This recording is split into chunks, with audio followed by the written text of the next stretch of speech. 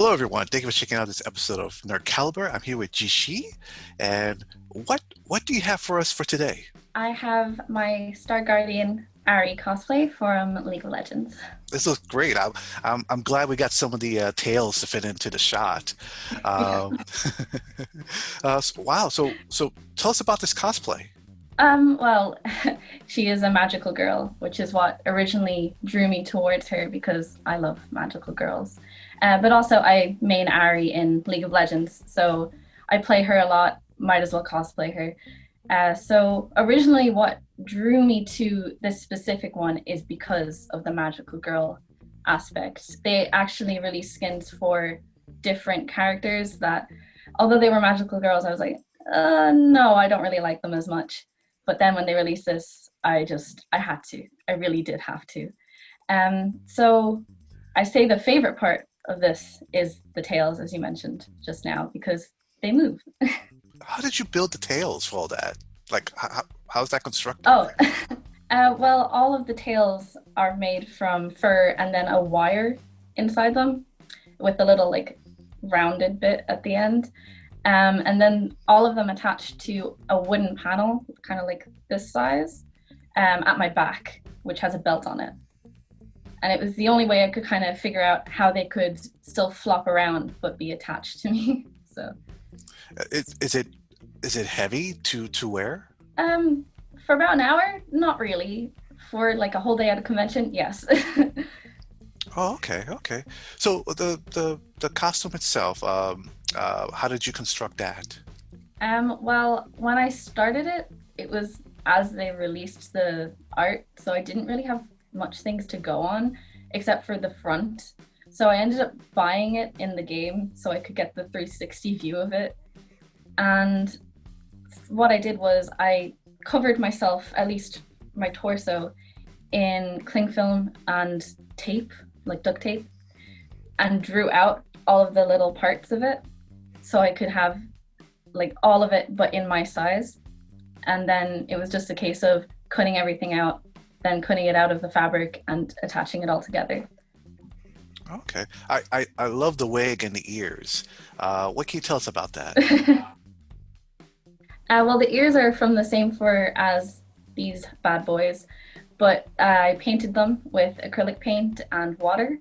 So it's kind of like a DIY dye when you don't have the money for the dye. So they kind of like start at a color similar to the wig and then go into a pink to kind of represent the pink on the tails. What can you tell us about the makeup process for your cosplay? Well, makeup usually takes about an hour, maybe more, depends on the character. But what I try to do is I try and look at the reference photos and see how that could translate to like a real person, but on an elevated kind of level, because usually in photos it kind of washes you out. So you need something a bit stronger. So I wanted to use the pinks that she had in all of her eye makeup, but also try and keep the like black liner with the fox eye because she is a nine-tailed fox. So that's what I tried to emulate. Okay. Is this costume very difficult to put on?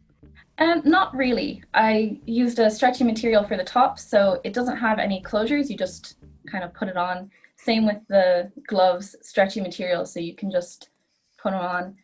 The skirt is the only thing with a closure. It has a zip, but like everything, I kind of made it thinking, how am I going to put it on?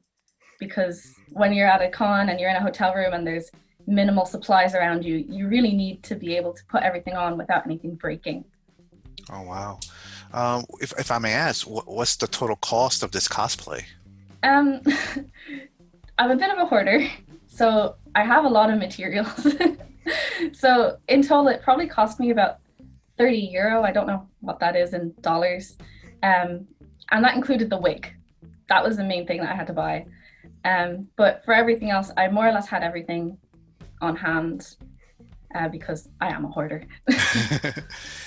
If you had to start this cosplay all over again, what would you do differently? I'd probably do the collar differently because it's supposed to be kind of like a floppy, like your shirt collar. But I didn't know how to do that because I made this about 2 years ago. So I just made it flat. So I'd probably redo that.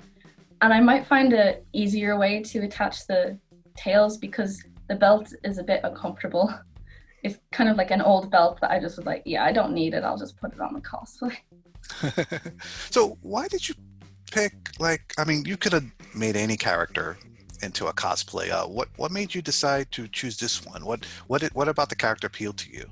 Well, first and foremost, she is in the game. I love playing her. So that's any like costume centered around her, you can bet I'll try and do it. But I really like her kind of personality because it is very different from me. She's like this really sexy fox lady, and I am a shy, introverted girl. So it's just like the complete opposite, and it does give that like confidence boost, especially when you're like taking photos in the cosplay. You just assume the persona, and it's kind of fun to like be a different person for a day. Oh, okay. Um, if anyone that sees this and become inspired to cosplay this character, what advice would you give them? Research, research a lot because I didn't have all of those like tutorials and the like 360-degree views, really high quality. I didn't have any of that. So I would suggest that they just research until you're sick of researching and then research some more and then you'll be fine. I know Kinpatsu, she did a tutorial on this and she does amazing tutorials. I've used them before. And if I could go back in time, I would have waited until she did that because it would have looked better and like more finished than what it currently does. Oh, wow, wow. So anyone that wants to see more of your work online, where can they go? Well, they can go to Instagram, which is where I mainly do everything. It's just at Jichiie, Jichiie. But I also use Twitter, not as frequently for cosplay. It's more like a personal life thing. So some people aren't that interested in it. But I also have TikTok. I've started getting in with the kids and it's fun, but I still don't really know how to use it. Okay, okay. So before we wrap up, is there any last words, any last thoughts about your costume that you want to share with our viewers? Um, Probably just kind of an inspirational message of cosplay if you want to and just have fun with it. You don't have to be like a pro and have all these fancy materials and everything. You can just, get a bed sheet and, sew it up and there you go. But just have fun with your friends. Friends are fun at cons. So, like try and just take the pressure off yourself because it's not that serious. It's literally like Halloween every day. So Okay. Well, thank you so much for your time. And to our viewers out there, thank you for watching. And please be safe out there and have a great day. um,